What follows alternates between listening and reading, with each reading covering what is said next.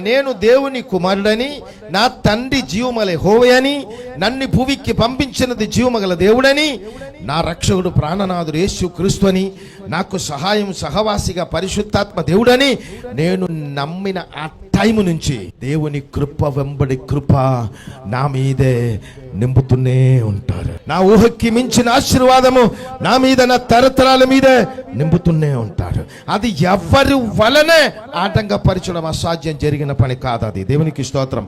కానీ పరిపూర్ణముగా దానిలో మాత్రమే నమ్మాలి. నీ జీవవచనం నా పాదమునకు దీపము, నా త్రోవకు వెలుగు. ఈ వచనమే నా జీవాహారం. ఈ వచనమే నాకు సరి అయిన జవాబు. ఈ వచనమే నా సరి అయినటువంటి పాదములకు దీపము. నేను వెళ్ళవలసిన ప్రతి స్థలములలో నాకు వెలుగుగా నన్ను ముందు నడిపించినది జీవవచనమని క్రీస్తులో యెహోవా. హల్లెలూయా.